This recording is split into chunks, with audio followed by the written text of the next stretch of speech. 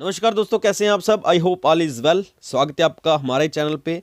अगर आप इस चैनल पे नए हैं तो सब्सक्राइब ज़रूर करें और टेलीग्राम चैनल भी ज्वाइन कर लीजिएगा, क्योंकि जो यूट्यूब चैनल का नाम है वही हमारे टेलीग्राम चैनल का नाम है। अपडेट पहले ही बता रहे हैं आपको, ताकि आपको लेक्चर की पीडीएफ मिलती रहे वहाँ पे। ओके, लास्ट लेक्चर हमने पढ़ा था प्रियम्बल के बारे में। तो प्रियम्बल के बारे में हमने पढ़ा था कि प्रियम्बल जो है अमेरिकन कॉन्स्टिट्यूशन फर्स्ट किया था, और जो बेसिक टर्म्स थी वो हमने पढ़ी थी। और आज हम डिस्कस कर लेते हैं इसके एमसीक्यू प्रियम्बल के बेस पे। ऐसे ही पढ़ेंगे टॉपिक के साथ साथ में नेक्स्ट डे क्या है एमसीक्यू, ताकि आपकी प्रैक्टिस ज़्यादा बनी रहे। ओके, कल हमने पढ़ा था प्रियम्बल के बारे में। प्रियम्बल पार्ट है कॉन्स्टिट्यूशन का नहीं या नहीं। Okay, preamble is an integral part of the constitution but is not an essential part of the constitution. Okay, supreme court ने लैंडमार्क वर्डिक्ट दी थी Kesavananda Bharati case versus state of Kerala 1973, और जिसमें बोला गया था preamble is a part of the constitution. But आपको पता है कि बाद में जो है वो एलआईसी केस आया था 1995 में।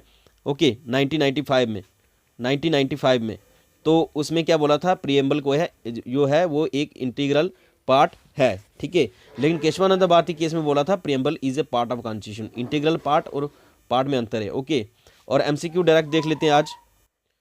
पहला एमसीक्यू आपकी स्क्रीन पे ये रहा। The draft of preamble is based on the objective resolution. जो ड्राफ्ट था किसका, प्रियम्बल का, वो था किसके बेस पे, ऑब्जेक्टिव रेजोल्यूशन पे। तो आपने बताना है विच वर पिक्ड फ्रॉम विच मॉडल। तो जो ये प्रियम्बल का ड्राफ्ट था ये किसके बेसिस पे था, ऑब्जेक्टिव रेजोल्यूशन के बेस पे। ओके, और ये अडॉप्ट किया था हमने कहाँ से, कनाडा से, अमेरिका से या फिर ऑस्ट्रेलिया से। तो आपको पता होना चाहिए कहाँ से किया था, हमने कल भी पढ़ा था। तो यूएसए से। अमेरिकन कॉन्स्टिट्यूशन था जिसने फर्स्ट जो है प्रियम्बल स्टार्ट किया था अपने कॉन्स्टिट्यूशन में, तो हमने भी वहाँ से लिया है अमेरिकन कॉन्स्टिट्यूशन। इसका right answer C part. Okay, next जो है क्वेश्चन नंबर 11, मतलब ये वाला जो क्वेश्चन है इसमें आ गया आपका preamble of Indian constitution has been amended so far. तो आपने बताना है कि जो प्रियम्बल है इंडिया के कॉन्स्टिट्यूशन का वो कितनी बार अमेंड किया गया है उसको, एक बार, दो बार, तीन बार या चार बार। तो ये आपको पता है कि प्रियम्बल को एक बार ही अमेंडमेंट किया गया है। आंसर है ए पार्ट। वो कब किया गया था, इंदिरा गांधी गवर्नमेंट के टाइम में। ओके, 1976 में 42nd अमेंडमेंट हुई थी, कॉन्स्टिट्यूशन अमेंडमेंट। उस टाइम में ये अमेंडमेंट हुआ था एक बार ही, ठीक है। तो एक बार ही प्रियम्बल को अमेंड किया गया है। नेक्स्ट क्वेश्चन देख लेते हैं हम। Okay, which are the following words were added in the preamble by the 42nd amendment 1976। तो इसमें आपने बताना है कि 40 अमेंडमेंट जो हुई थी 42nd अमेंडमेंट 1976 में, तो इसमें कौन कौन से वर्ड को जोड़ा गया था। ओके, यहाँ एक ये देखो सेकुलर वर्ड को जोड़ा गया था, या फिर सोशलिस्ट को जोड़ा गया था, या इंटीग्रिटी को जोड़ा गया था। किस अमेंडमेंट में, 42nd अमेंडमेंट 1976 में प्रियम्बल में कौन से वर्ड को जोड़ा गया। ओके, तो इसमें आंसर आएगा D, all of the above, क्योंकि मैंने बताया था कल के लेक्चर में भी, SSI याद रखना है आपने। सेकुलर, सोशलिस्ट, इंटीग्रिटी वर्ड को जोड़ा गया है 42nd अमेंडमेंट 1976 में के टाइम में। ओके, प्रियम्बल में ये तीन वर्ड को जोड़ा गया है। ओके, नेक्स्ट क्वेश्चन है कि which of the following statement is are found correct. तो आपने बताना है कि इसमें से ये स्टेटमेंट कौन सी करेक्ट है, ठीक है। पहली है the preamble is an integral part of our constitution but is not an essential part of the constitution.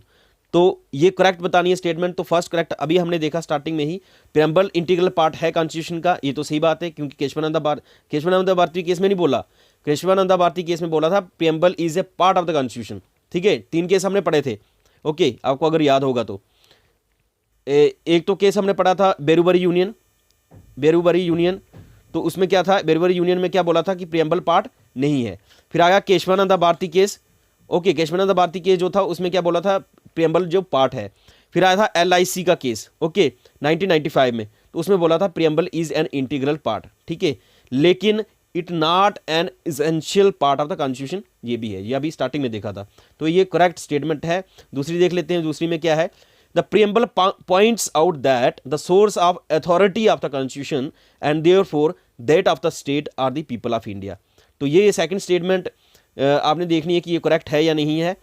Preamble points out that source of authority, मतलब हो गया कि सोर्स ऑफ अथॉरिटी जो है कॉन्स्टिट्यूशन की वो कौन है। तो ये हमने कल भी डिस्कस किया क्या था कि कॉन्स्टिट्यूशन की जो सोर्स ऑफ अथॉरिटी है वो है हम लोग, ठीक है, are the people of India. Okay, ये भी एक करेक्ट स्टेटमेंट है। तो अगर देखेंगे A only one, only two, या बोथ आर करेक्ट, ठीक है, या फिर बोथ आर इनकरेक्ट। तो हमें करेक्ट पूछा था तो हमें आंसर देना है C part, both are correct statement. कौन कौन सी? ये भी preamble is an integral part भी है और not essential part of the constitution. और इसमें सोर्स ऑफ अथॉरिटी कौन है? We the people of India is the source of authority for the constitution of India. ये क्वेश्चन है, ये सबको मिक्सअप कर लेता है लेकिन काफी इंपॉर्टेंट क्वेश्चन है ये। Which are the following statements is are true regarding the preamble of India. तो आपने बताना है कि कौन सी statement preamble of the constitution of India के लिए ट्रू है। तो ये ऑलरेडी क्वेश्चन पूछा गया CAPF में, लेकिन काफी इंपॉर्टेंट था इसलिए मैंने इसको लिया है। तो 4-5 स्टेटमेंट है, वो देख लेते हैं कौन कौन सी स्टेटमेंट है जो करेक्ट होगी, लास्ट में हम उसका आंसर देंगे। ओके, फर्स्ट स्टेटमेंट बोलता है कि the objective resolution was proposed by Jawaharlal Nehru and passed by the constituent assembly which ultimately become the preamble. और बाद में आपको पता है कि ऑब्जेक्टिव रेजोल्यूशन जो नेहरू जी ने पास किया था, ओके, और आपको ये पता होना चाहिए जो ऑब्जेक्टिव रेजोल्यूशन है, ठीक है, जो नेहरू जी ने पास किया था, ठीक है, वो एक्चुअल में क्या था, ड्राफ्ट जो था, ठीक है, वो किया था नेहरू जी ने 13 दिसंबर 1946 में। ओके, क्या है? ऑब्जेक्टिव रेजोल्यूशन, ठीक है, यही बाद में क्या बन गया? हमारा प्रीएम्बल, अल्टीमेटली क्या बन गया? प्रीएम्बल। तो ये स्टेटमेंट क्या हुई आपने बताना है, ठीक है। नेक्स्ट है idea of the preamble was borrowed from the constitution of USA। जो ये प्रीएम्बल का आइडिया था ये हमने बारो किया है, कहाँ से किया? Constitution of USA। तो ये स्टेटमेंट क्या है आपने बतानी है, और ये मोस्टली करेक्ट स्टेटमेंट है। The term socialist and secular were adopted by the 42nd amendment 1976। तो आपको बताना है कि ये जो टर्म है सोशलिस्ट और सेकुलर, ये अडॉप्ट हुई, अडॉप्ट लिखा है, अडॉप्ट एडिड नहीं लिखा है, ठीक है, adopted by the 42nd constitution amendment act 1976। Okay, फिर लास्ट में लिखा है the preamble incorporate the fundamental rights of the citizen of India. तो प्रीएम्बल इनकॉर्पोरेट करता है fundamental rights of the citizen of India. तो ये 4 स्टेटमेंट हैं, 4 स्टेटमेंट थी। ओके, तो पहला स्टेटमेंट, सेकंड, थर्ड, फोर्थ। अब आपने आंसर बताना है इनमें से कौन सा था, ठीक है। तो आपने देख के बताना है फर्स्ट वाली, सेकंड, थर्ड स्टेटमेंट में से कौन सी करेक्ट स्टेटमेंट है। Okay, and the right answer is a. Okay, 1 2 3 is the right answer. 1 2 3 मतलब क्या हो गया कि फर्स्ट स्टेटमेंट भी सही है, ठीक है, और सेकंड भी सही है। जो इंपॉर्टेंट है कि ऑब्जेक्टिव रेजोल्यूशन के बाद जो था वो बाद में क्या बन गया? हमारा प्रीएम्बल बन गया। दूसरा जो है प्रीएम्बल का जो आइडिया हमने USA से लिया है, ये भी सही है। और थर्ड जो है जो टर्म सोशलिस्ट सेकुलर जो ऐड की गई है, ये कब की गई? 42nd amendment 1976। तो ये भी करेक्ट स्टेटमेंट है। और थर्ड जो है, फोर्थ जो है, ये इनकरेक्ट स्टेटमेंट है क्योंकि प्रीएम्बल इनकॉर्पोरेट नहीं करता है fundamental rights of the citizen of India. Okay, ये तो कुछ इंपॉर्टेंट MCQ जो आपको आने ही चाहिए।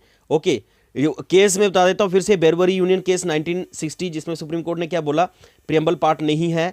केशवानंद भारती केस 1973, और ये preamble is a part of constitution. LIC case आया 1995 जिसमें बोला है कि सुप्रीम कोर्ट ने बोला था preamble is an integral part of the constitution. Okay, कुछ और इंपॉर्टेंट पॉइंट जो आपको एग्जाम के लिए याद रखने हैं, क्योंकि हर एक टॉपिक के साथ MCQ 4-5 डिस्कस करने का मतलब ये है कि आपको हर एक टॉपिक अच्छे से क्लियर हो जाए। ओके, प्रीएम्बल जो है वो introduction and preface of the constitution है, एक लाइन ये याद होनी चाहिए। कॉन्स्टिट्यूशन प्रीएम्बल जो है summary and essence of the constitution है। NA पालखी वाला ने क्या बोला है कि जो प्रीएम्बल है वो क्या है? Identity card of the constitution है। ऐसे MCQ निकल सकते हैं, ठीक है, ये भी एक MCQ फॉर्म है। Okay, mind of the maker of the constitution कहाँ रिफ्लेक्ट होता है? वो प्रीएम्बल में होता है। ये भी एक MCQ बन सकता है। ओके, एक ये भी क्वेश्चन बन सकता है कि क्या प्रीएम्बल जस्टिसेबल है या नहीं है? तो नॉन जस्टिसेबल है। Okay, this is all about today.